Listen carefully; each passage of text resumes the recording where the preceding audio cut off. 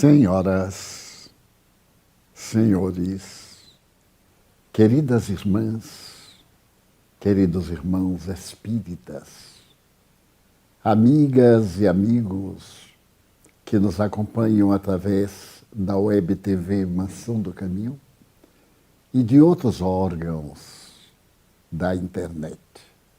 Nossos votos de muita paz. No calendário espírita, o dia de ontem tem um registro muito especial. Trata-se daquele instante quando, no dia 5 de outubro de 1949, na Federação Espírita Brasileira, na Avenida Passos, no Rio de Janeiro, foi firmado o Pacto Áureo. Trata-se de um momento de alta significação para o nosso movimento nacional, a posteriori para o movimento internacional.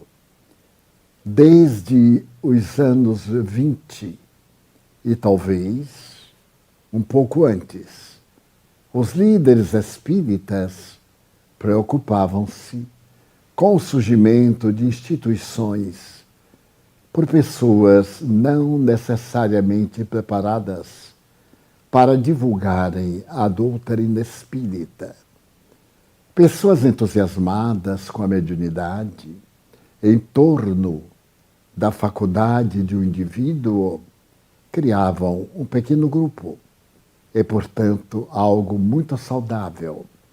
Mas faltava a este grupo de pessoas o conhecimento básico da doutrina espírita, equivale dizer o conhecimento da codificação dos livros publicados por Allan Kardec, os 5 básicos, os 2 complementares e a Revista Espírita, que começou a ser publicada no dia 1º de janeiro de 1858, até a desencarnação do codificador em 1869, por ele mesmo redigida e orientada, e continuando por algum tempo, e face às guerras que sucederam na Europa, a partir de 1870, a Guerra Franco-Prussiana e as guerras mundiais que a sucederam,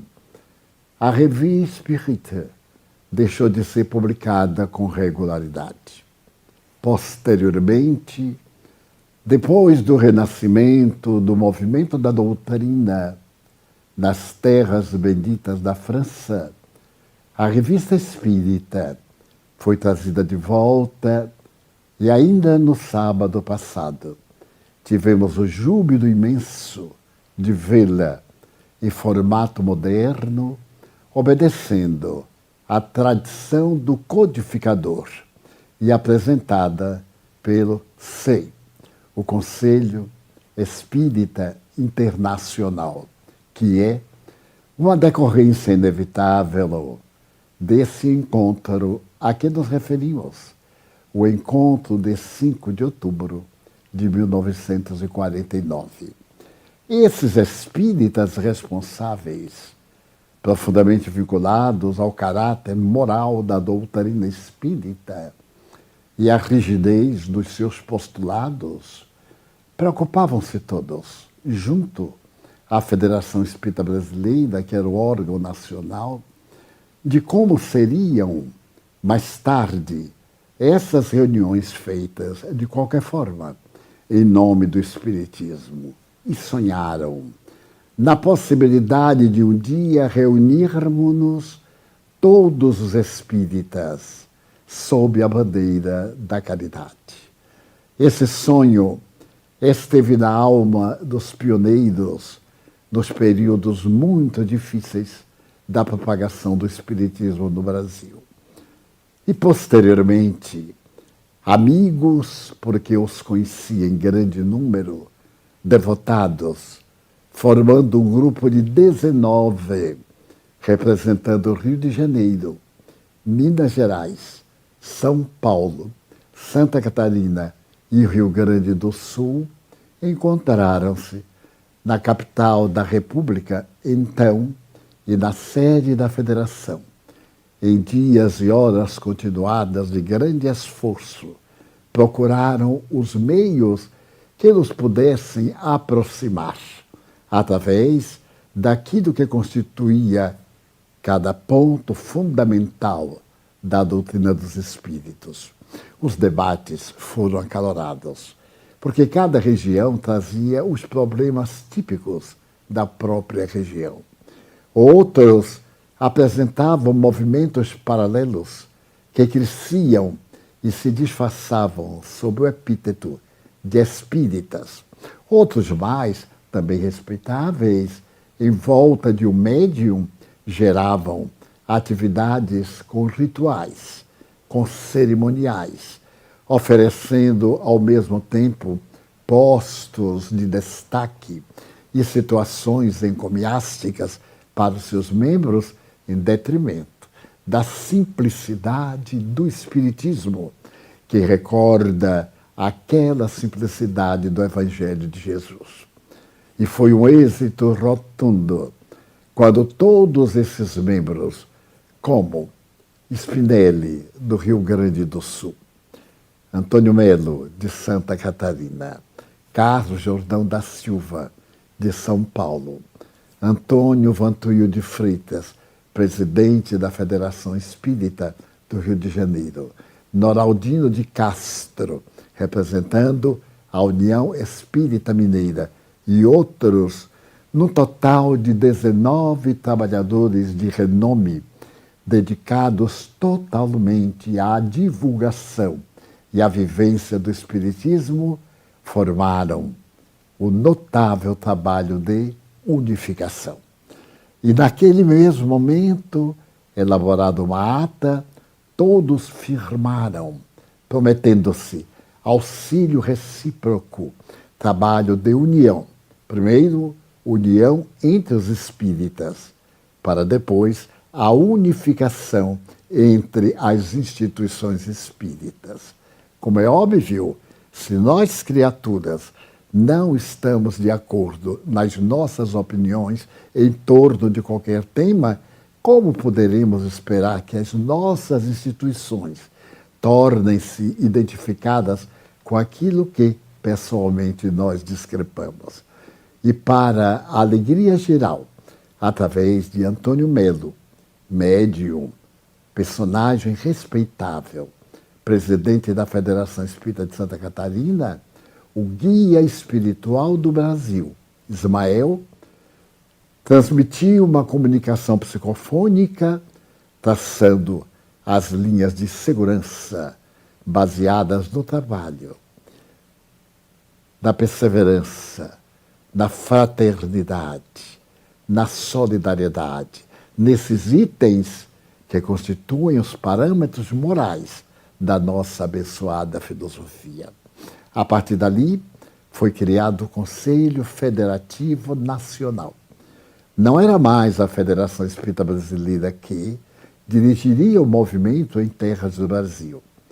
A Federação Espírita Brasileira reuniria todo ano, normalmente no mês de dezembro, na primeira ou segunda semana, os espíritas do Brasil, através do seu presidente e do seu secretário, na sede fundamental, naquela época Rio de Janeiro, posteriormente Brasília até hoje, para que os temas, os desafios e os problemas pertinentes à divulgação de um movimento que cresce a cada momento e, ao crescer a cada momento, correndo os perigos naturais das opiniões individuais, das correntes de pensamento de pessoas pertencentes a outras religiões que pretendem, consciente ou não conscientemente, colocar apêndices no organismo doutrinário do Espiritismo, que é uma doutrina límpida como um diamante e brilhante como o sol da verdade. Então, a partir daquela data, reúnem-se os espíritas do Brasil. E nos últimos anos, todo o país, inclusive os antigos territórios hoje transformados em estados, para debater durante 3 dias, sexta, sábado e domingo, inclusive, os temas que dizem respeito às nossas preocupações. Quantas vezes têm surgido movimentos muito nobres, paranifados por indivíduos que são espiritistas e que, por uma natural identificação de ideias, pretendem fazer que este movimento seja um apêndice, um desdobramento, um processo de evolução do espiritismo, criando divisões ou adornando a doutrina de Jesus, de aparências que não lhe ficam bem. O Espiritismo é o Consolador que Jesus prometeu, conforme João 14,16, para substituí-lo depois que ele se fosse.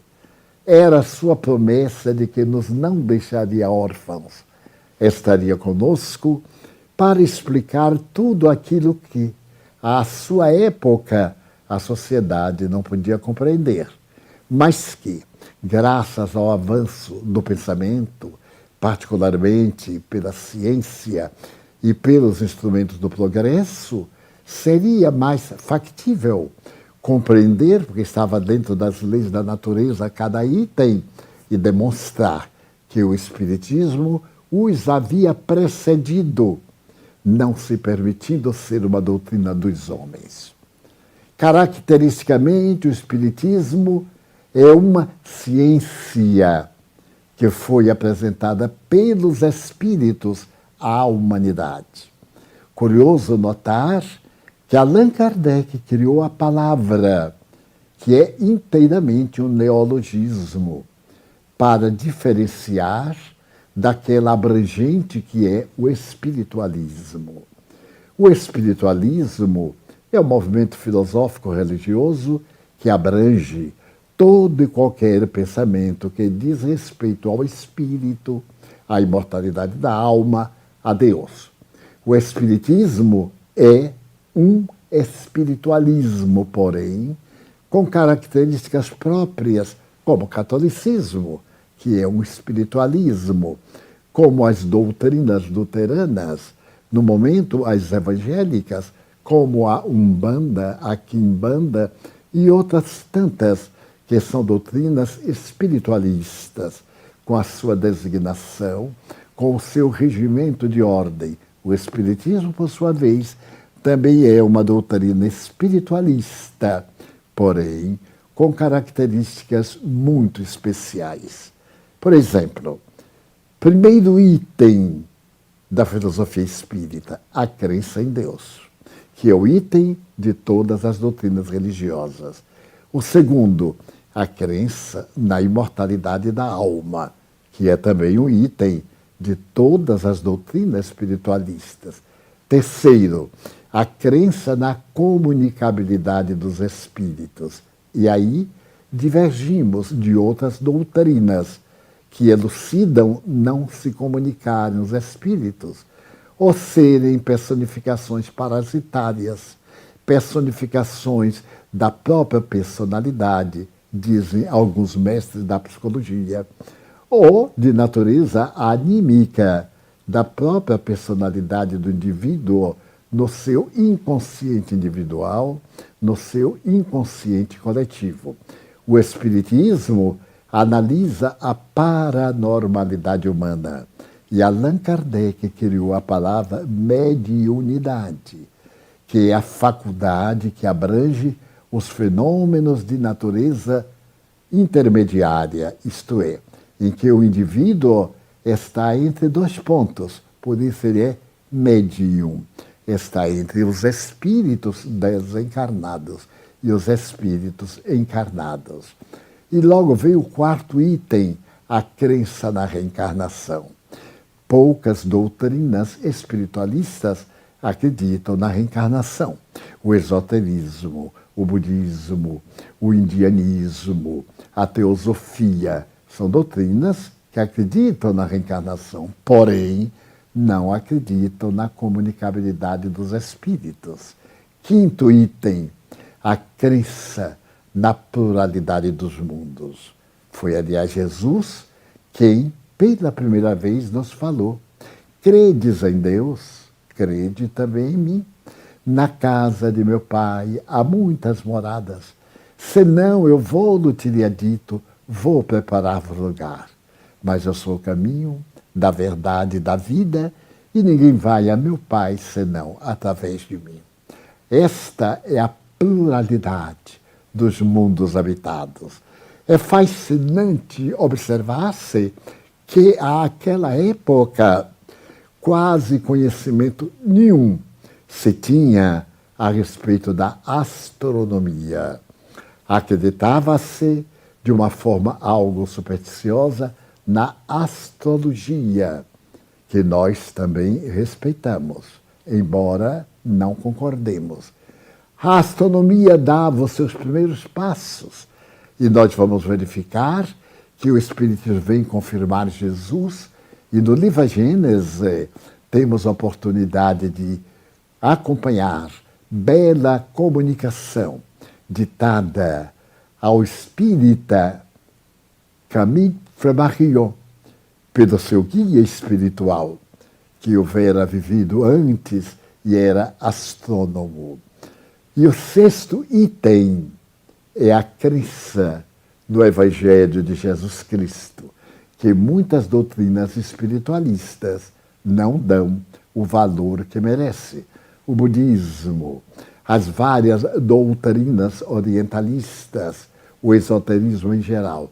Então, com esses 6 itens, nós temos o corpo doutrinário, filosófico, ético, moral do Espiritismo. Se por acaso há doutrinas que, além de terem esses itens, pode colocar alguns, parabéns, mas não é Espiritismo. O Espiritismo tem o seu corpo e é uma doutrina que evolve, disse o codificador. No dia em que a ciência provar que estamos errados em um ponto, abandonamos este ponto e seguimos a ciência. Mas até hoje, a ciência não pôde apresentar nenhuma falsidade, isto é, nenhum ponto falso no corpo doutrinário, filosófico e científico desta doutrina extraordinária. Dessa forma, faz-se indispensável para ser-se espírita que se conheçam essas bases enumeradas em 6. Existem outras secundárias. E, ao mesmo tempo, se conheça a parte prática, que diz respeito à ciência espírita. A ciência espírita é a prática experimental. Não é uma doutrina apenas teórica, porque todos estes contributos de natureza filosófica saíram da prática da mediunidade. É uma doutrina peculiar, porque normalmente surgem as ideias, depois trabalham-se para prová-las. O Espiritismo é sui generis. Primeiro vieram os fatos, depois as ideias confirmando esses fatos. Nas reuniões, nas residências parisienses, londrenses e etc., a mesa que saltitava, o médium que estava em transe, médiuns em transe mediúnico, ou médiuns em transe hipnológico, diziam: nós somos as almas dos indivíduos que viveram na Terra e que estamos voltando, porque a morte não existe. A morte é a mudança de um estágio vibratório para outro, e cada qual de nós continua além do corpo conforme vivíamos durante a vilegiatura carnal. Por outro lado, asseveram: somos felizes ou desventurados, porque a vida física é nada mais, nada menos do que um período que vai do berço ao túmulo, mas a vida precede ao berço e vai muito além do túmulo. Desta forma, o Espiritismo tem os seus alicerces científicos, basilares. Eu lhes vou narrar muito rapidamente um fato. Sou e fui na Terra amigo de Chico Xavier. Eu o conheci no dia 18 de março de 1948, em Belo Horizonte, no Foto Minas, na residência de Dona Lucila Cavalcante, Rua da Bahia. E tive a oportunidade de estar com ele por primeira vez. Já nos correspondíamos. Passaram os anos, e mais ou menos por volta dos anos 60, eu estava em Miami, levando a doutrina espírita, e ao voltar, resolvi parar em Belo Horizonte e ir fazer-lhe uma visita de carinho, de respeito. Através de correspondência e uma amiga comum, Dona Altiva Fonseca Noronha, ele confirmou que me receberia naquela noite de quarta-feira, quando ele não tinha nenhuma atividade pública ou particular. Chegando a Uberaba e hóspede de Manuel Chaves, diretor de uma das casas mais respeitáveis da época e certamente de hoje, e à noite fomos visitar o querido amigo. Recebeu-nos com a gentileza que lhe era peculiar e que todos o que conheceram são base de afirmação da sua grandeza moral e da sua gentileza social. Conversamos coisas de segunda importância. Logo depois, ele me disse: Divaldo, poderíamos fazer uma prece? E eu, jubilosamente, aqueci. Imagine. Ele pegou papel, lápis, sentou-se na ponta de uma mesa, chamou a sua auxiliar de cozinha, pôs-me na outra ponta e pediu a Manuel Chaves para ficar ao lado, a fim de a ambos nos ajudarem retirando os papéis escritos. Oramos e fizemos um transe. Ele começou a escrever, também eu. Ao terminar, eu havia psicografado uma mensagem para ele do espírito Bezerra de Menezes. Eu ali ficamos muito jubilosos. E ele então, matreiro como todo mineiro, sorriu e disse-me: tenho uma surpresa. Dona Ana, minha mãe, escreveu para você. Eu tive um choque, porque jamais poderia imaginar uma bênção dessa. E um segundo, por um raciocínio equivocado, porque minha mãe era analfabeta. Ora, eu sei que analfabeto é o corpo, mas naquele momento eu tive uma surpresa. Eu digo: mas mãe me escreveu? Quando ela estava na Terra, eu raciocinei. Eu costumava dizer: mãe, se a senhora quiser, eu lhe ensino a ler e escrever, porque a senhora é tão inteligente. Em uma semana, a senhora estará lendo e escrevendo. E ela, que era um anjo de olhos verdes, batia no meu ombro, sorrindo e dizia: meu filho, eu já sou diplomada pela Universidade do Sofrimento. Eu não quero aprender muito para não perturbar o pouco que eu sei. Nós rimos. Eu disse: mas mãe, a senhora ia ter tanta facilidade nos livros espíritas. E ela me dizia: mas isso não é problema, porque eu tenho você para lê-los para mim. E eu lia. Então agora devia escrever. Bom, Chico começou a ler a mensagem. Não são palavras textuais, mas muito próximos. Meu filho querido, quantas vezes você me propôs ensinar-me a ler e a escrever?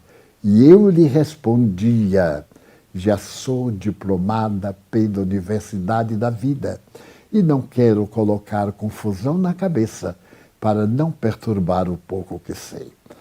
As lágrimas vieram aos meus olhos, porque somente minha mãe, na Terra, sabia esta frase, que eu havia criado para ela. E vi a mensagem. Acompanhei o meu filho. E depois de 30 páginas escritas a lápis, ele dizia: quando voltar, abrace Genésio, meu irmão mais velho. Mande notícias para Otília, minha irmã mais velha. Nair está aqui comigo, minha irmã suicida. João também aqui do meu lado. e foi recitando o nome dos meus 13 irmãos em ordem decrescente de nascimento. Se eu fosse dizer, eu teria que pensar primeiro quem nasceu fulano, porque eu sou o último.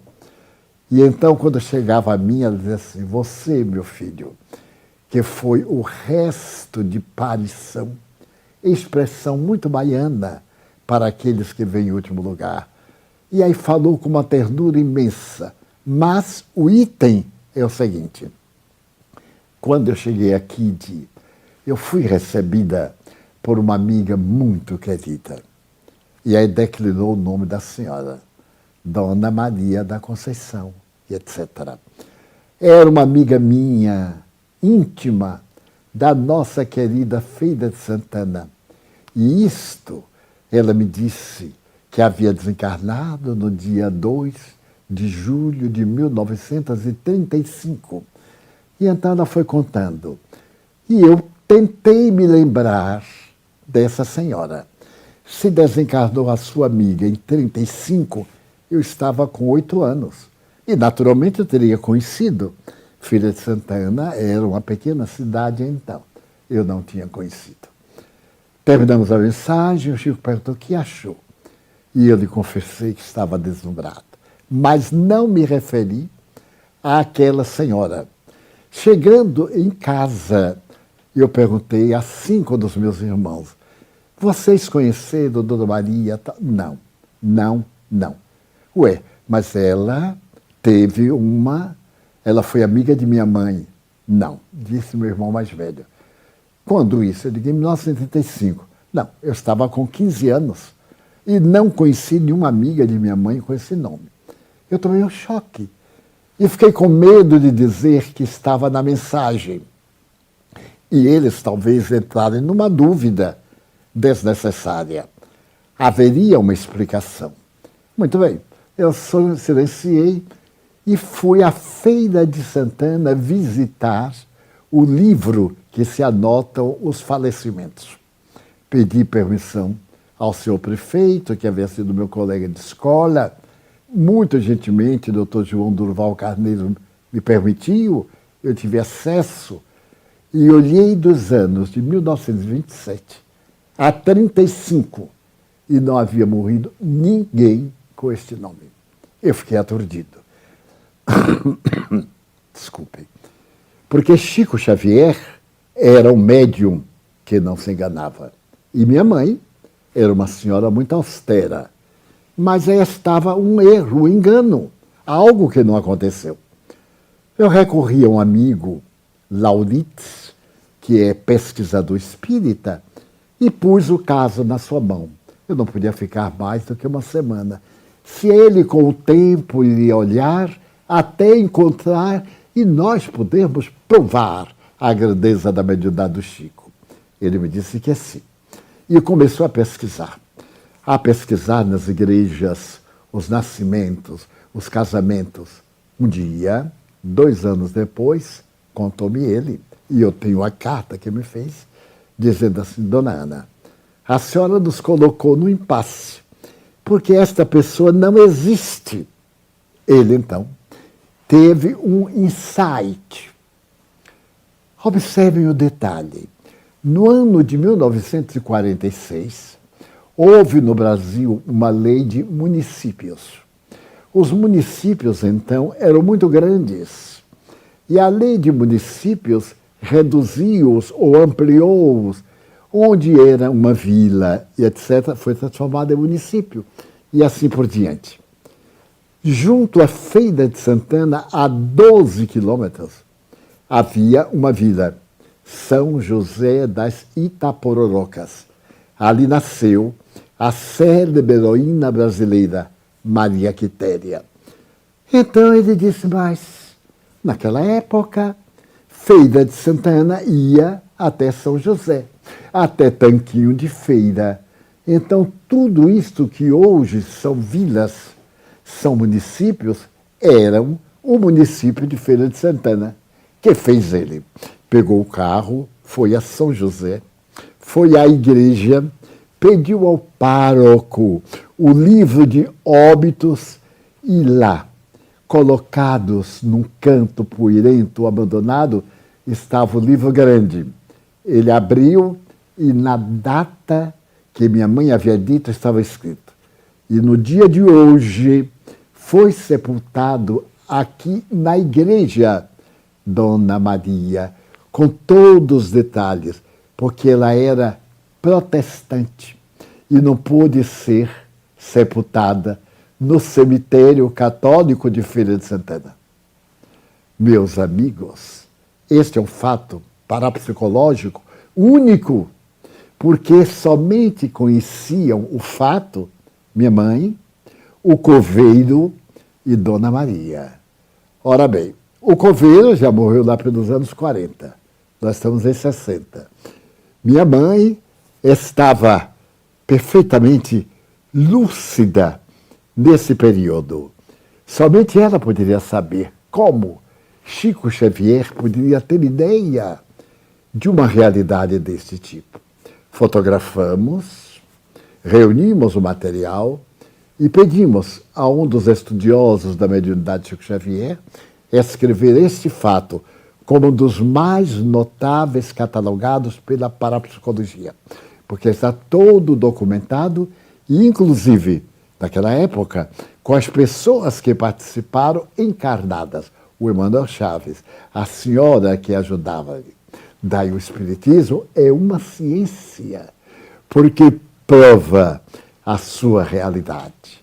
Desta forma, o Pacto Áureo tem por objetivo fazer que todos os espíritas estejamos unificados dentro do ideal da doutrina espírita para a maior divulgação do pensamento do Consolador prometido.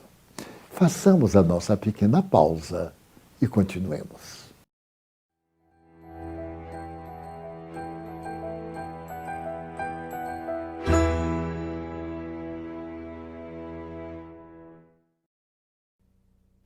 Como era natural, neste país continental, uma unificação de entidades que hoje chegam já oficializadas a mais de 11 mil pela Federação Espírita Brasileira e acreditamos em mais de 15 mil não filiadas à Federação, encontrou algumas resistências.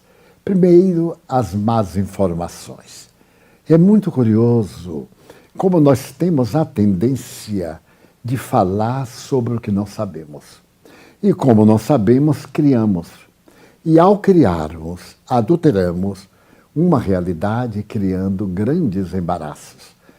Começou-se a dizer que o objetivo da unificação era colocar todas as instituições espíritas sob o comando da Federação Espírita Brasileira. Não tem o menor, o mínimo fundamento. Que era uma forma das entidades federativas interferirem no trabalho espírita. Absolutamente não é verdade.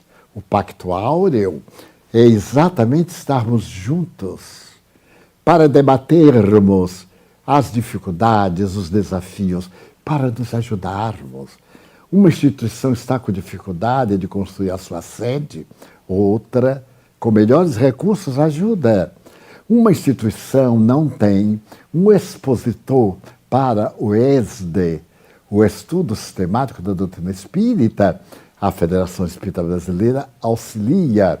Se em algum lugar necessitamos de orientação para a vida infantil, a Federação Espírita do Estado fornece pessoas para poderem dar corretamente. Porque mesmo na pedagogia nós vemos tantos métodos, alguns que se entrechocam. Imagine no campo das ideias. Uma pessoa vem, por exemplo, dar um momento de orientação à juventude e à infância seguindo o catecismo católico. É muito lindo, mas é paradoxal que entre nós não tenhamos a colocação da doutrina em termos pedagógicos próprios para a infância. Sim, temos.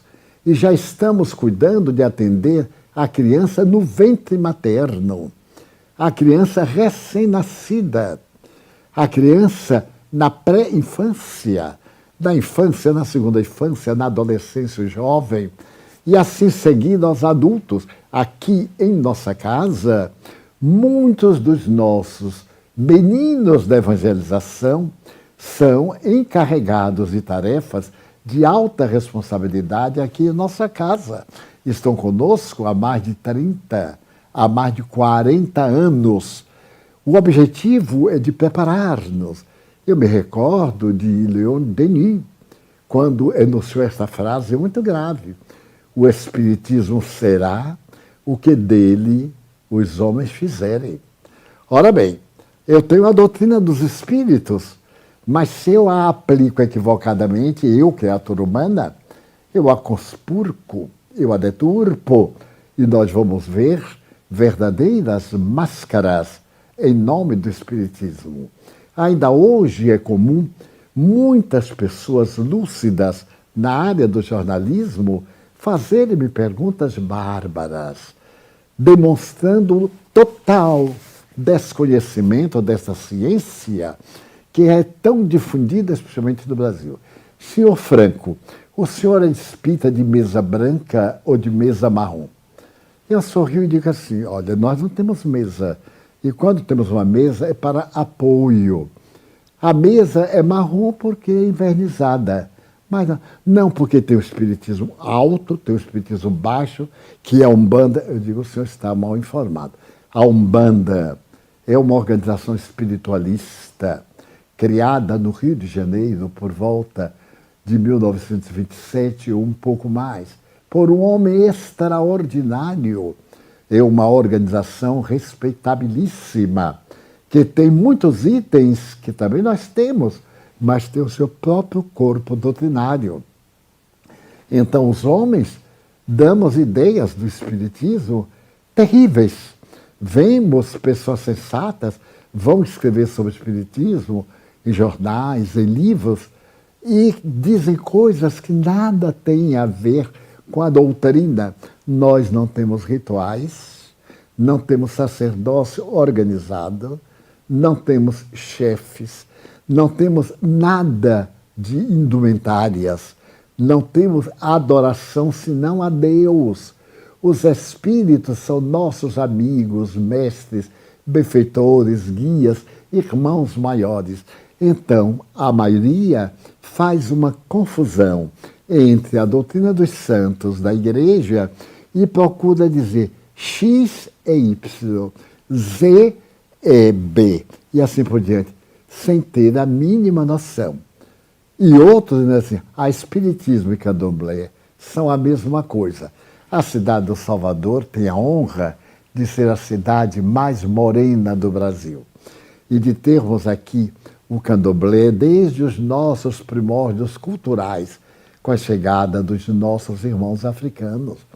Nós respeitamos com um carinho imenso e sou amigo pessoal de muitas senhoras mãe de santo, como foi Dona Menininha do Gantuá e outros, mas as pessoas têm um prazer em deturpar.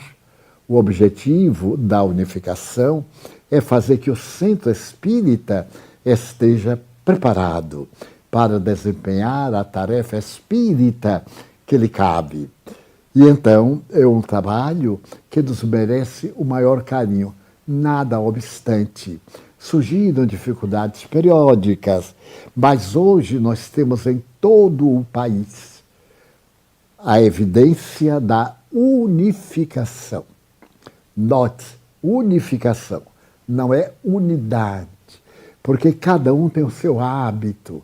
Não podemos ser uma unidade, temos que ser unificados, unidos na tarefa do bem. Então, a unificação nos merece um grande respeito. Certa feita, um grupo de espíritas dedicados ao bem optou por ir à cidade de Uberaba, porque estava vendo disparates em nome da unificação. Dr. Bezerra de Menezes, esse anjo do mundo que havia lutado pela unificação em 1895, quando foi nomeado presidente da Federação Espírita pela segunda vez, que procurou unir os chamados científicos e os místicos ou religiosos, espíritas, porque nós não temos sobrenome, não temos sobrenome assim, nós somos espíritas de tal, nós somos espíritas. Alguns dizem, mas pode ser espírita kardeciano? Eu digo, não existe espírita kardeciano, existe espírita, porque se há o espiritismo kardeciano, há um espiritismo não kardeciano, e isso é uma divisão. A casa dividida rui. E os espíritos têm lutado para que estejamos unidos. Se nós temos ideias, coloquemos as ideias, mas não nos dividamos, auxiliemo-nos, mas não através de lutas, através do amor, da misericórdia, da paciência, porque essa doutrina dos espíritos eles comunicam onde querem e quando lhes é possível.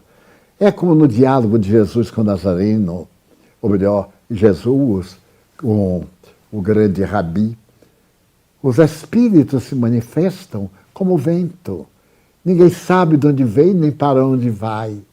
Assim eles vêm para trabalhar na planificação. Mas voltemos ao assunto. E resolveram ir ouvir Dr. Bezerra de Menezes através de Chico Xavier, que não está a par, ou não estava, suponho, dessas dificuldades entre grupos, entre cidades, entre pessoas. E Dr. Bezerra de Menezes deu uma mensagem exemplar. Unidos somos força. É aquela mensagem do feixe de varas que Jesus nos deu. O feixe de varas é potente, não pode ser arrebentado. Uma vara, qualquer pessoa quase arrebenta. 2, 5, mas um feixe de varas é muito difícil de ser arrebentado. A sós, a aventura, podemos tomar caminhos que não correspondem à grandeza da nossa amada doutrina. Mas, se nós estamos unificados, e eu me engano, e muitas vezes, alguém com bondade diz assim, olha, Edivaldo, você se enganou em tal parte. Porque é assim que age o cristão. É assim que age, aliás, o cidadão. O homem de bem. O homem de bem é bom, é nobre. Palavras de Allan Kardec.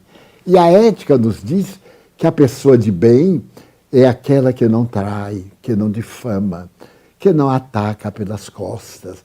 É aquela que não se ufana da caída do outro, da queda, e que está sempre para ajudar. Então, se algum de nós não está correspondendo, por que a inimizade? Porque a base da nossa doutrina é o amor. E fora da caridade não tem salvação. Ah, mas isso é uma questão religiosa. Não. É uma questão ética, sociomoral. É uma questão de cidadania. Nós estamos fazendo todos a maior campanha contra qualquer tipo de preconceito. E nos inimizarmos por opiniões é pior do que preconceito, porque é um divisionismo perturbador. Desse modo, temos como guia no movimento de unificação essa mensagem do Dr. Bezerra de Menezes. Por intermédio da minha psicofonia, ele já deu mais de 30 mensagens no Conselho Federativo Nacional. Algumas estão incertas em um livro ditado por ele sobre o assunto. Outros médiuns também, para manter a universalidade do ensino. Então, agora que nós estamos revivendo aqueles dias saudosos, é maravilhoso lembrar o que podemos fazer, nós, os espíritas, neste momento de dificuldades. Desculpe. É necessário que nos demos as mãos. É valioso que o nosso sentimento de amor saia da barreira pobre da matéria. Quando Kardec falou, e o inimigo a mais tem o espírita, o inimigo desencarnado. quero lembrar a mim próprio e aos que me dão a honra de ouvir que todos temos adversários, mesmo sem termos feito nada de mal ao outro. É a lei das afinidades. Queremos muito bem a uma pessoa e a outra nem tanto, e até animosidade. É essa lei soberana que rege o universo. A harmonia, a lei de sintonia. Então nós temos no além inimigos da causa do bem, que desejam estarmos numa loucura como aquela que ocorre nestes dias, em que muitos de nós perdemos os padrões do bom tom. E isso é saúde mental, não é religião, é saúde moral. O bom tom ético, o equilíbrio emocional, nada tem a ver com religião, mas tem a ver com o respeito que nos devemos uns aos outros, criaturas humanas que somos. É o sentido ético apresentado por Kant, o filósofo. E nós, espíritas, temos que abraçar a dor sem o pieguismo, nem o vitimismo, porque a dor faz parte do processo da vida. Está no Evangelho segundo o Espiritismo. A dor é a bênção que Deus reserva aos seus eleitos. Ora bem, por quê? Porque através do sofrimento nós nos depuramos. É no fogo que o ferro se amolda. E é exatamente na enxó e em outros instrumentos cortantes que a madeira se adapta. São as dores morais que nos ensinam equilíbrio, comportamento e nos dão a lição da nossa fragilidade. Quando Hitler planejou que a sua doutrina viveria 1000 anos, isso foi em 1935 em Munique. O nazismo vai governar o mundo por 1000 anos. Ele, Hitler, não aguentou enfrentar a verdade em 1945, quando Berlim foi invadida e ele suicidou nas portas de Brandemburgo. Então, todos nós somos frágeis. Todos nós temos debilidades. Nosso corpo são 68% de água, 31% de sais minerais e outras substâncias, e 1% de substância ignorada. Somos todos muito frágeis. Se olharmos a mitologia, todos temos o calcanhar de Aquiles. Graças a esse calcanhar, Aquiles perdeu a guerra, um ponto vulnerável, em que a seta envenenada atingiu aquele homem muito bem equipado, armado, mas o pé estava descoberto, o calcanhar. Então, a unificação vem nos convidar a fazer uma pausa e ouvir essas forças espirituais, que Kardec também chamava as forças da natureza, e procurarmos atender e cuidar para nos não deixarmos arrastar pelas más influências. Obsidiado não é somente aquele que provoca escândalo. Ele aí já está na fase terceira da subjugação ou da possessão. Há o fascinado, há também o obsidiado simples. Eu tenho uma imagem que eu considero um pouquinho grotesca, mas que diz muito bem. Fazendo a obsessão paralelo com uma gripe, podemos dizer que a obsessão simples é uma gripe alérgica. A obsessão por fascinação é uma bronquite, resultado de uma gripe maltratada. E a possessão ou subjugação é uma tuberculose. É algo mais grave, que atingiu as vias respiratórias e o bacilo de Koch se alojou nos pulmões ou no outro órgão, produzindo uma tuberculose fatal. Então, deveremos recordar de que temos uma tarefa na Terra. há de mudar estes dias, torná-los mais felizes. Existe muito preconceito. Façamos o bem. Falemos menos de preconceito e hajamos sem preconceito. Como eu tenho ouvido falar sobre determinados preconceitos, a tal coisa, a tal conduta, a tal etnia, a tal raça. E a pessoa é preconceituosa, no momento em que está falando, está gerando um preconceito contra o outro. Daí o trabalho moral é básico no Espiritismo. Conhece-se o verdadeiro espírita, disse Kardec, pela sua transformação moral, ipsis verbis, pela sua transformação moral, pelo esforço que empreende para ser hoje melhor do que ontem e amanhã melhor do que hoje. Então, o Pacto Áureo, a Revista Espírita, são também calcados no Evangelho de Jesus, na doçura do Sermão da Montanha, o mais notável hino de louvor à vida que se conhece, ou na grande oração simples de São Francisco, ou daquela outra oração a respeito da irmã Lua, sem esquecer da irmã Morte. A doutrina espírita vem para nos tranquilizar neste momento. Não tema a morte. Morrer é mudar de faixa vibratória. Nós continuaremos. Nós reencontraremos. Perguntou-nos uma pessoa em desespero ontem, desejando suicidar-se, porque seu cão de estimação havia morrido. E eu lhe disse, você suicidar-se, você nunca mais verá o seu cão. Mas por quê? Porque ele vive. Ele mudou somente de indumentária. Ele vai acompanhar o seu coração afetuoso. Há uma afinidade entre nós e os nossos irmãos animais, vegetais, irmã natureza. O Espiritismo nos faz elos uns dos outros até o momento da perfeita união com Deus.